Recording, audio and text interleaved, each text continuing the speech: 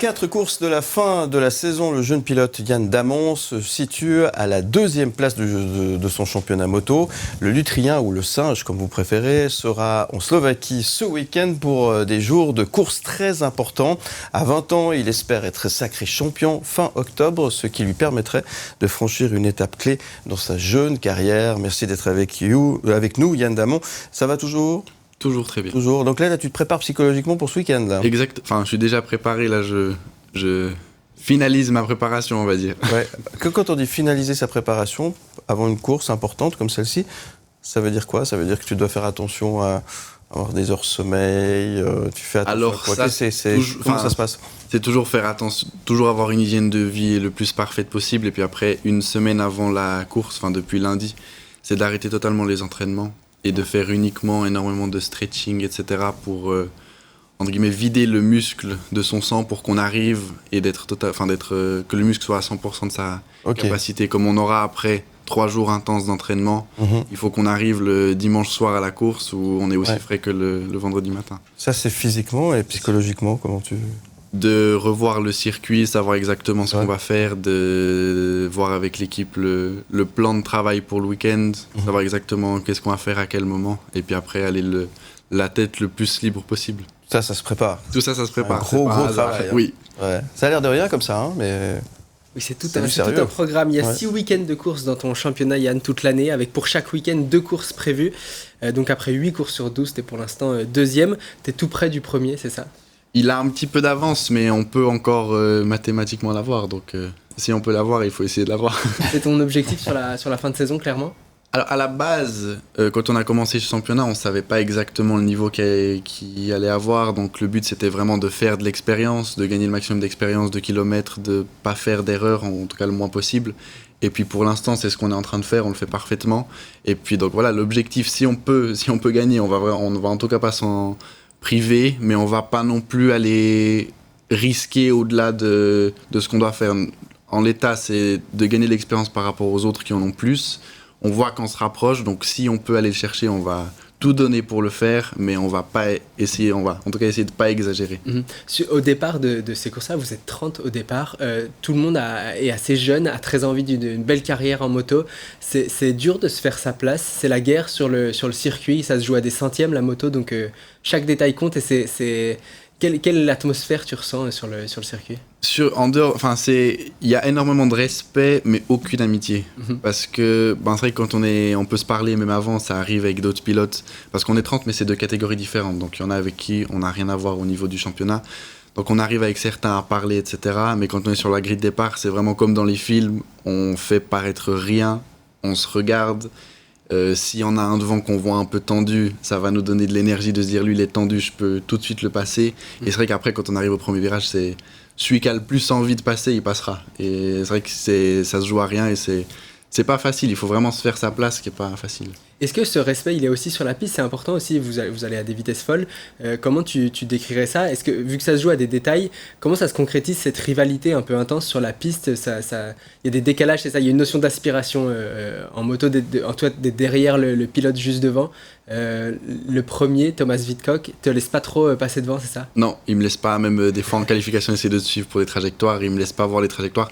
Mais ce qui est juste, moi, si j'ai un pilote que je sais plus lent derrière moi et qui va prendre de moi, je vais rien lui faire voir parce que je vais lui faire voir ce que j'ai envie de lui faire voir. Et c'est vrai que tu parlais de la notion de respect. Le respect, ça va être de pas aller au-delà de la limite, ou en tout cas d'essayer, parce qu'on est toujours sur le fil du rasoir, donc la limite est toujours très proche.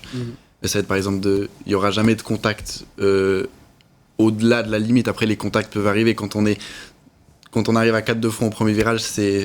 Ça peut arriver qu'il y ait un contact, qu'on se touche, mais ça fait partie du sport, c'est comme ça. Après, ça arrive des accrochages, mais comme on est toujours sur le fil du rasoir, c'est des choses qui peuvent arriver. Tu parlais sur la grille de départ de rien montrer. Là, tu arrives à une fin de saison où il y a de l'enjeu. Émotionnellement, c'est une sacrée charge. Tu as 20 ans. Comment tu fais ? Tu dégages de l'apaisement, une sorte de sérénité. Comment tu fais pour gérer ces émotions-là ? J'imagine que c'est un enjeu important sur le circuit. C'est important, mais après, j'arrive à ne pas le montrer sur la grille. Mais par exemple, quand on est dans les stands avec l'équipe où personne nous voit, là on peut exprimer les émotions. Quand ça va pas. S'énerver s'il faut s'énerver, dire bravo s'il faut dire bravo. Et c'est vraiment dans ces moments-là sur la grille de départ de rien montrer. aux autres, parce que si on montre une faiblesse aux autres, les autres vont de toute façon le voir, parce que on se connaît pas, mais on sait exactement tout ce que les autres font au niveau des temps. S'il y en a un qui a été plus lent, on va le savoir, donc on est contrôlé par tout le monde. Oui, c'est des stratèges, exactement. C'est ça. Puis de montrer aux autres que même si, par exemple, on est un peu moins compétitif ou comme ça, de montrer aux autres qu'on est sûr de nous et qu'on sait ce qu'on fait, c'est important pour aussi, comme tu disais, de faire sa place et de se faire respecter.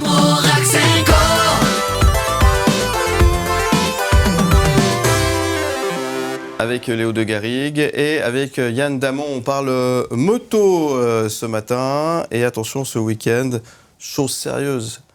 On l'a dit, on s'est déjà concentré. On s'est concentré avec toi pendant la pause. Voilà, donc prêt pour attaquer ce week-end particulier, on l'a dit. C'est important. Hein.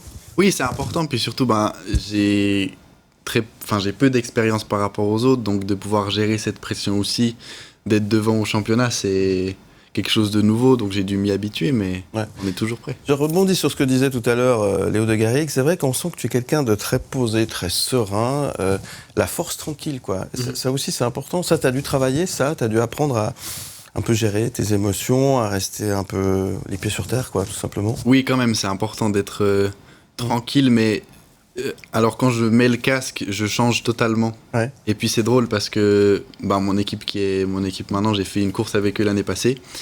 Et ils m'ont dit on aimerait te faire une course, etc. Toi, quels sont tes objectifs, etc. Et moi je dis j'aimerais grandir dans ce monde-là et faire carrière. Et mon entraîneur qui lui est pas du tout comme moi, l'inverse de moi, il m'a dit avec du recul, mais quand tu m'as dit ça, j'avais de la peine à y croire parce que t'étais tellement tranquille. Je me suis dit mais comment est-ce que tu peux trouver la rage? Et après quand je t'ai vu avec un casque et sur une moto, j'ai compris que t'étais très tranquille. Donc ça c'est précieux, c'est une force en fait. Oui, c'est une force de pouvoir être tranquille, de gérer ses émotions et quoi qu'il se passe autour de nous, de rester concentré, de ne pas faire d'erreur. Garder la tête froide. Exactement. Ouais. Pas simple ça. Hein. Non, pas simple, c'est un enjeu important. Yann, ça nous faisait plaisir de te recevoir un mercredi de semaine de compétition. Merci d'être là, d'autant plus que tu t'envoles bientôt, j'imagine, pour la Slovaquie. À quoi elle ressemble ta semaine quand on est dans une semaine de compétition comme ça? C'est, comme je le disais, beaucoup de stretching, etc., beaucoup de visualisation du circuit, d'appels avec l'équipe pour savoir comment est-ce qu'on va travailler, de tout planifier, bêtement voir la météo, des choses comme ça. Et puis après, relativement vite préparer les affaires parce que demain matin, j'ai le vol, donc c'est comme ça. Et après, arriver sur le circuit, se mettre bien avec l'équipe, et puis préparer la moto pour le lendemain, faire un tour de piste à pied, et puis après, tout s'enchaîne très vite. Donc il faut tout de suite être dedans dès les premiers essais le vendredi matin, il faut tout de suite se mettre à travailler. Tu as déjà fait 4 week-ends sur 6 cette saison. Sur quels aspects tu as l'impression d'avoir progressé? Qu'est-ce que tu as appris sur ces 4 premiers week-ends? Je pense beaucoup d'expériences qui font que, tout simplement au niveau de la vitesse pure, dans le sens d'avoir amélioré beaucoup les temps autour, de gérer beaucoup mieux la bagarre, etc. Donc je pense qu'on est vraiment en train de faire ce qu'on s'était fixé comme objectif, de prendre le maximum d'expérience pour rejoindre les autres. Et c'est vrai que quand on voit des pilotes comme Thomas Witthoek qui au début de la saison nous semblait loin, et au fur et à mesure de la saison s'en rapprocher jusqu'à la dernière course où en 12 tours on a fini à 2 secondes de lui, ça veut dire qu'on est dans le rythme, donc ça nous motive d'autant plus. J'aimerais que tu nous parles d'un moment particulier, j'imagine important pour toi. Après les courses, tu prends le temps, je crois que c'est un moment assez long et j'imagine essentiel, de débriefer ce qui s'est passé dans les moindres détails. Tu peux nous raconter ces moments-là? T'es avec qui? C'est combien de temps après la fin de la course et qu'est-ce que vous vous dites? Alors ça, c'est tout de suite, c'est vrai que c'est un monde où tout va très vite, dans le sens, même si on fait la meilleure course, qu'on finit sur le podium ou comme ça, on descend du podium, on va tout de suite dans les stands. On ferme le stand, on est tranquille avec mon chef technique, mon mécanicien et mon coach. Et là, en fait, ce qui se passe, c'est que pendant une demi-heure, on va refaire la course à l'envers. Le premier tour, il s'est passé ça, ensuite ça, ensuite ça. Il y a mon chef technique qui a tous les chronos, donc je vais dire tout bêtement au 3e tour, je me suis touché avec un pilote. D'accord, on voit que tu as été plus lent, pourquoi est-ce que tu as été plus lent? Et en fait, on analyse toute la course. Mon mécanicien va dire la moto, on avait fait ça comme réglage. Et ensuite, on va tout simplement voir comment est-ce qu'on peut améliorer pour la suite. Donc c'est vrai que tout va très vite. On est sur le podium, mais 5 minutes après, on est dans les stands en train de débriefer. C'est pas qu'on a le temps de faire la fête. Après, on fait la fête le soir, mais en attendant, il faut c'est important de débriefer à chaud, en fait, de se souvenir ce qui s'est passé. On l'a dit, 6 week-ends de course, donc c'est des moments intenses, hyper importants pour toi dans la saison, mais c'est pas non plus, ça te prend pas énormément de temps, disons, dans l'année, concrètement, ces moments de course. À quoi il ressemble ton quotidien? Tu viens de Lutry, on l'a dit. À quoi ça ressemble les moments où t'es pas en course? Il y a beaucoup de semaines, même d'affilée, que tu passes ici en Suisse. À quoi ça ressemble? Est-ce que c'est que de l'entraînement? Est-ce qu'on est obligé d'avoir aussi des passe-temps pour s'occuper la tête aussi? Oui, c'est important d'avoir des passe-temps. L'entraînement prend une place capitale. Après, c'est important de prendre des moments pour soi, pour avoir, justement, comme je disais, la tête le plus libre possible. Ensuite, on fait aussi pas mal d'événements, que ce soit avec les sponsors, etc. Donc, ça va être de les organiser, de les faire, etc. Ce qui prend du temps. Tout simplement aussi, avec les médias, de pouvoir venir ici, etc.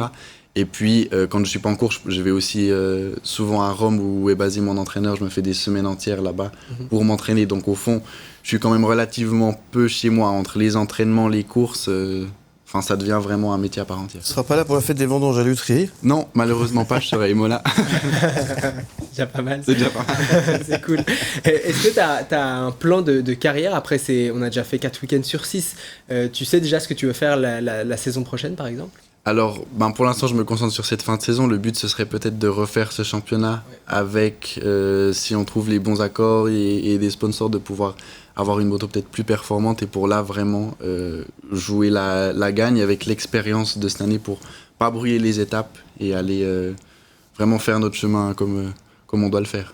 Et à terme, c'est la MotoGP ton rêve ou pas? Pour l'instant, la Superbike, parce que la MotoGP, c'est vraiment un autre sport, et puis où il y a des académies, etc. Donc pour l'instant, c'est vraiment la Super Sport, donc les 600, et ensuite la Superbike la Super Sport d'ici 2-3 ans. Est-ce que, globalement, donc tu avais reçu avant cette saison, est-ce que ça t'épanouit ce quotidien-là de pilote, ces moments de week-end très intenses, ces longues plages de repos, préparation, mise en route pour ces week-ends-là?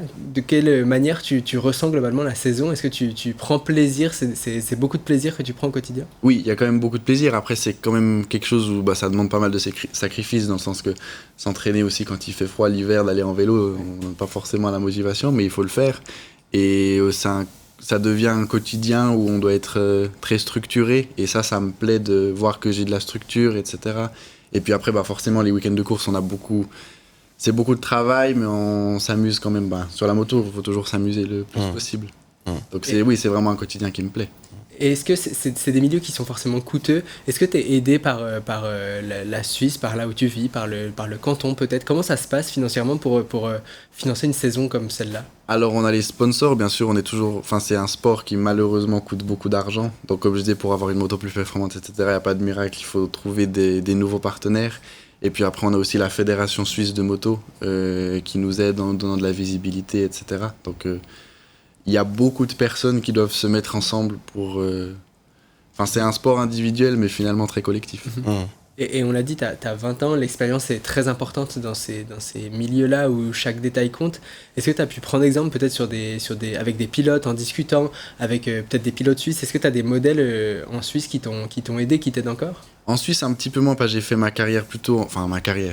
mon début de carrière plutôt en Italie, mais j'ai Simone Corsi, qui est un ancien pilote de Moto2, avec qui on est très proche, qui lui m'aide beaucoup. Et c'est bien parce qu'on a à peu près le même caractère quand on parle avec lui. Il est très tranquille, très posé. Et donc oui, de pouvoir parler avec lui, des doutes, de pouvoir vraiment s'ouvrir à lui, c'est quelque chose qui m'a beaucoup aidé aussi, du fait de... Oui, il faut que tu progresses, mais on a le temps. Il faut y aller tranquillement de manière constante et pas vouloir brûler les étapes, où là, on risque de faire des bêtises.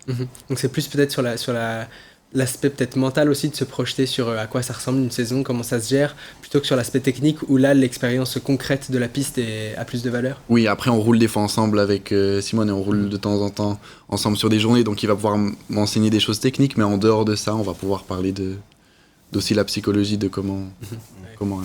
Bon, sur cette belle machine sur laquelle tu montes régulièrement, c'est numéro 28. 28. Ouais. Il y a une raison particulière? Oui, c'est l'année de naissance de mon grand-père, de qui j'étais très proche, et puis je le trouve assez esthétique avec le 8 qui représente l'infini.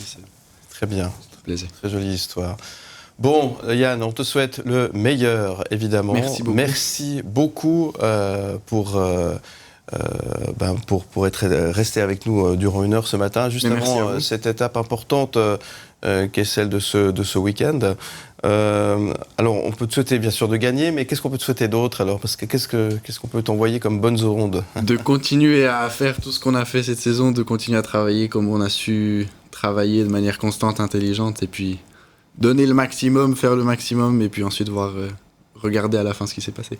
Bon, écoute, en tous les cas, on te suit de très près. On sera à l'affût pour suivre tes résultats. Puis, tu viens comme tu veux. Quand tu veux, tu es à la maison, là. Avec grand plaisir. Hein, y a pas de souci. En plus, avec ce bel autocollant, maintenant, ça peut que bien se passer. Elle est très belle. Alors, justement, on a une photo, il paraît-il. Oui, on a une photo de cette belle moto avec le numéro 28, avec le logo M le Média sur le côté. Comme ça, on t'accompagne. Et on espère que ça va te porter chance. Ça peut que me porter chance. Merci, Yann. Merci beaucoup. Merci beaucoup. Et on te retrouve en podcast et en image sur le site mlemedia.ch. Merci Léo de Garrigue. Merci Philippe. On se retrouve demain. Avec grand plaisir. M le Média, où tu veux.